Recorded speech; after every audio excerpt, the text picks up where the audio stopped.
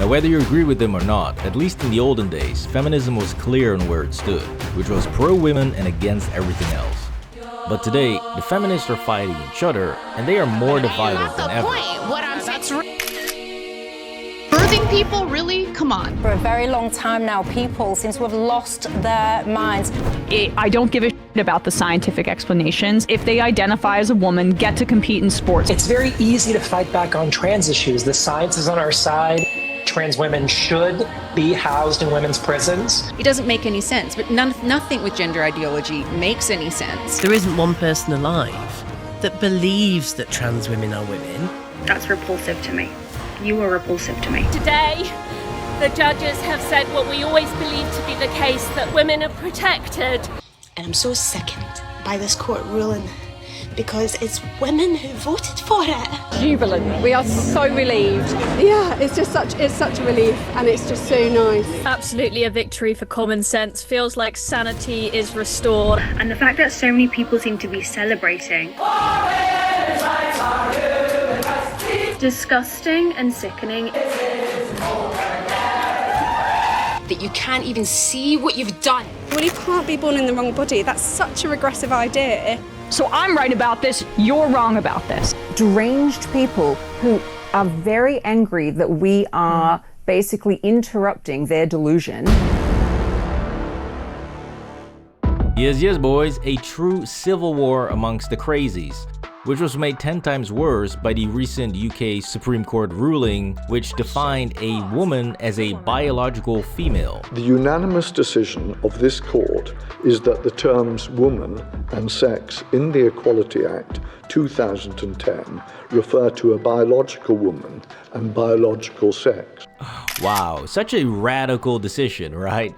It is absolutely absurd that this was even necessary, but hey, this is what you get when you chase feelings rather than facts. Frankly, I would rather share a bathroom with 100 trans women than one legal biological woman who wants to know what's inside my pants. And I actually think I'm about to have a panic attack from sitting in a room with you, so I'd like to leave now. Yeah, I'd really like to go. I thought you actually plugged into a mic there. Yep, 100% grade A.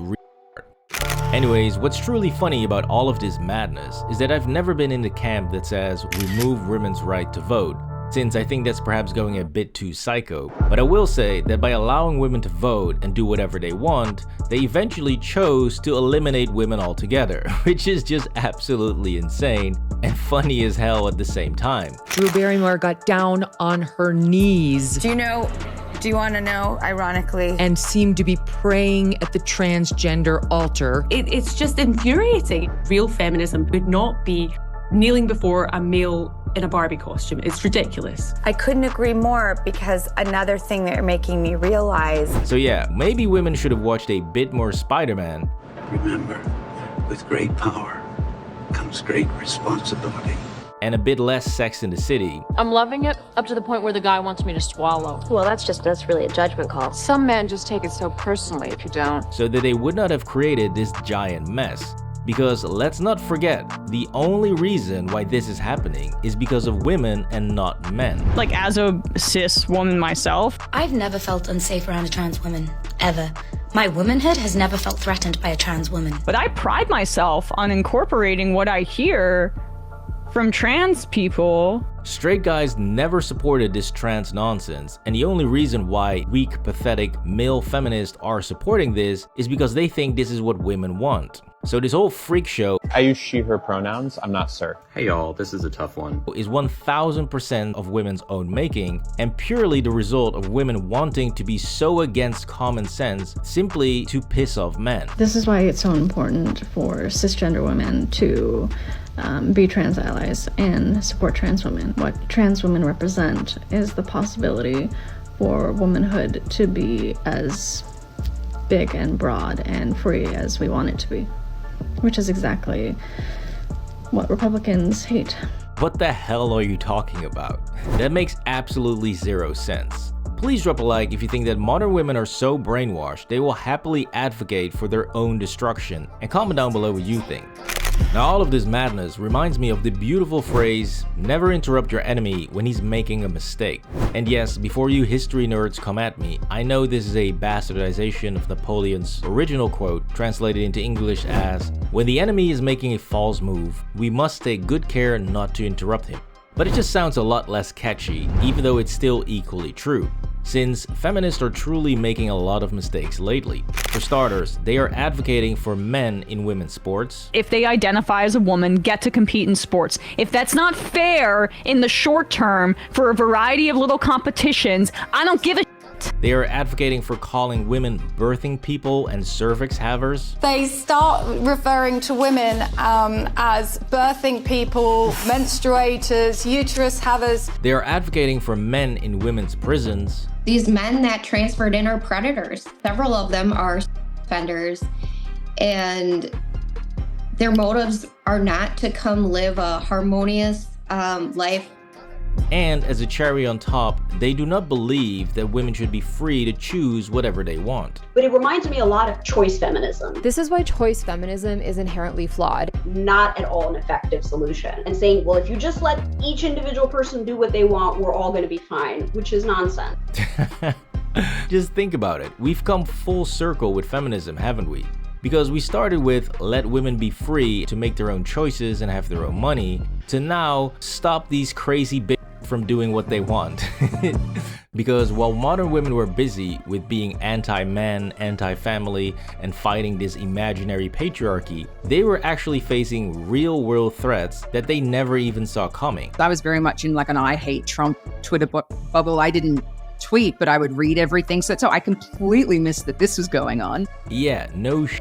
This was very clearly going on, but all they could hear was men are bad, girl power good, and before you know it, the girl power is now 100% pure testosterone, taking every single category that was specified for women. I mean, you couldn't write a sketch this ridiculous. But hey, it's hilarious that this is what feminism has come to, and it's the reason why my original video, The Death of Feminism, linked up here, was so spot on, since everything has only gotten so much worse since then. Because even though a lot of women are celebrating this recent UK Supreme Court ruling of defining what a woman is, this actually does not solve the real problem, and their fight is far from over. A trans woman is a woman, so this does not give people the automatic right to start banning trans women from female spaces. I personally have never seen trans women invalidating the womanhood of cis women. You see, the problem was never the law, since the law was always quite clear, and you would have to be an idiot not to understand what the law was saying. What was the problem is this massive group of deranged women and male feminists standing up for trans people and inclusive language. It doesn't include people, it excludes women. Who actively choose to believe that men and women are basically identical, and that if you simply say you are a woman, then boom, you are one. They say that a man's desire to be pregnant is sufficient for him to be considered a woman in law. Now, the biggest problem that feminism is facing, and why it's inevitable that it will die a slow and gruesome death, is because they are constantly adding new BS causes that have nothing to do with protecting or defending women and will just piss off more women. At first glance, this seems feminist as but when you peel back the layers of intersectionality and history and racism. So how do we achieve intersectionality and feminism and combat white feminism? Feminism isn't just about gender. It's about how gender intersects with race, class, sexuality, disability, and much more. If you're posting about International Women's Day and female empowerment and girl bosses, but you haven't posted about Palestine or Palestinian women, then we don't want your International Women's Day. Feminism has somehow weaved in so much nonsense that you could never unite the majority of women behind it. Not to mention that this whole anti-capitalism and anti-white angle that has now been added to feminism, where left-wing white women cannot stop debasing themselves and constantly want to apologize for being white or having some type of privilege. Like, I grew up privileged. I'm a white woman. Like, it's really my responsibility to carry water for that. My name's Kylie, and I'm obviously white. I grew up in a conservative white family. I have white privilege because when people look at me, they see white skin. Okay, when I was 17 years old. Newsflash, a lot of rich white girls do not give a single that they are white or rich. They absolutely love it. And the only thing they are worried about is what to wear to Coachella or any other festival they pretend to love. Guess where we are, you guys? Coachella! It's here! And they brought us to this house, so we're gonna show you guys our crib. Let's go. Let's go. This is the front door. I don't have lip glosses anymore. Anyways, by grouping all of these nonsense viewpoints into feminism, you basically create a monstrosity that every single woman will hate, and not only that, but these women will never be able to get along, and they will simply hate each other. All the left-wing media folks who directed their ire toward me. Let's talk about Anna. She's been making the rounds on right-wing news. This is not the first time that Anna spiraled out attacking Emma, like... Strong, big, bad Anna. With all of her power, she's the one who swung the election, right? Yeah, not even period syncing is going to solve this mess. Anyways, women wanting female-only spaces is something even a toxic masculinity male like myself can understand. It is really not that hard, and in fact, if I ever were to have daughters, I would totally want them to have a women's-only space. No normal guy would ever be against that. But the irony is that every time a woman opens up a female gym or a lesbian bar or a women's only dating app or networking app, they all get attacked by women and the trans propaganda. The Girls Spot Gym as a standalone is a female-only gym. Couch their transphobia and sophisticated language is a particular type of violence that makes me enraged. So let's get this straight. You have women saying, please, please, I've been victimized, let me have my own space. And then a group of men on the other end saying, no, we need to be in your space. It is just a complete clown show, man. And the perfect example of how women are the ones who are constantly creating their own problems, because remember the woman who was being sued over her women's only app named Giggle? What this case involves and how did it start? Okay, so basically I created an app exclusively for women, a social networking app where women could connect to find like roommates and chat about pregnancy, anything. And then 3 months later, I got an Australian Human Rights Commission complaint for gender identity discrimination from one Roxy Tickle. Yeah, so that's Sal Grover, and she went from being a young, naive, carefree Aussie philosophy major to a battle-hardened anti-trans campaigner who's now spending hundreds of thousands of dollars trying to fight for the rights of biological women in Australia. There's like $400,000 from round one. Basically, bankrupt me because I know that a man isn't a woman. How does that work? Because if you don't have $1 million or whatever, how does it bankrupt. work if you're sued for $1 million or dollars or whatever? You go bankrupt.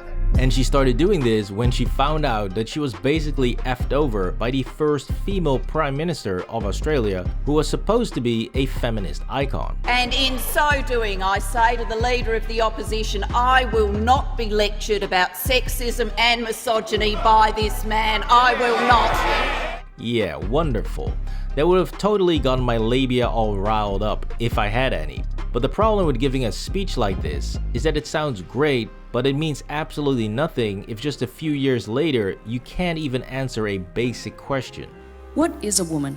And do you agree with Queensland's Attorney General Minister for Women, Sharon Fentiman, that trans women are women, and with the UK's leader of the Labor Party, Sir Keir Starmer, that some women have a penis?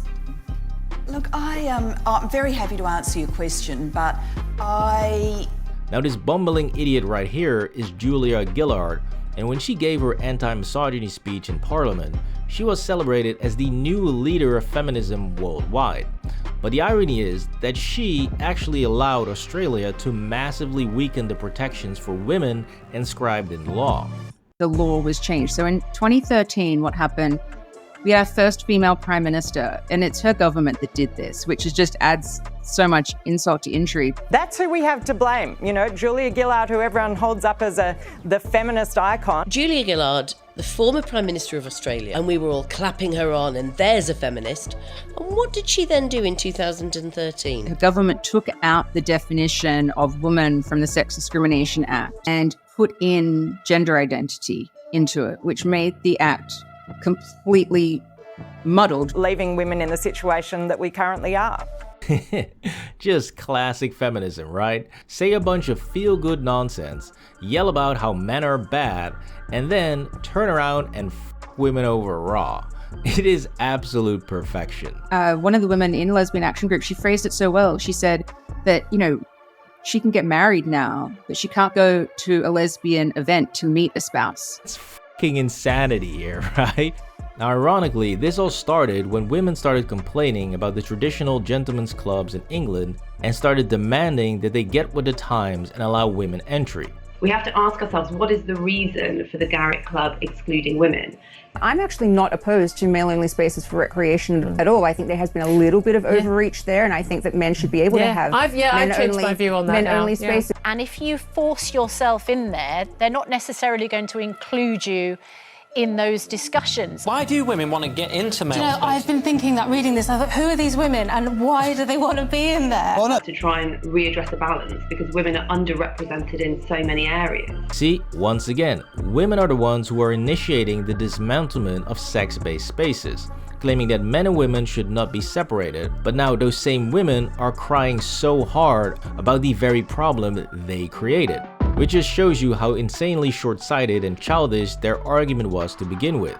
It's like dealing with children that just want something because they were told no, not because they actually want it. This is not about my personal, desire to sit on those fluffy velvet red seats at the Garrick Club. Since these problems only occur when you let go of any sense of logic and common sense and just start spouting off virtue signaling nonsense, and the moment any woman wakes up and realizes just how insane the world has gotten, she gets excommunicated for daring to speak up.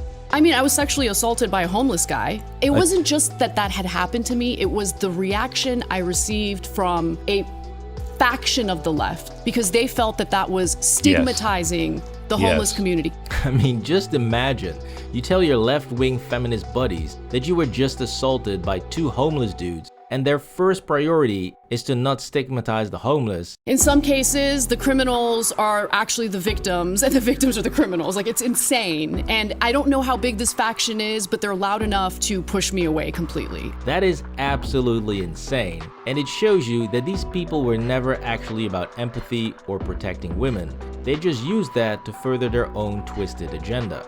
Now, we warned these feminists for years that it is a bad idea to let men in women's sports and to erase the meaning and importance of motherhood. But they were so obsessed with fighting against the big evil straight white guy that they ended up on the side that wants to reduce them to cervix havers and birthing people. It's the phrasing, it just makes you sound like a weird object that you're a vessel and nothing more. Like birthing people? Yeah, sorry birthing person, it is too late now. This was Feminism Civil War. Please drop a like on the video and subscribe to the channel for more videos.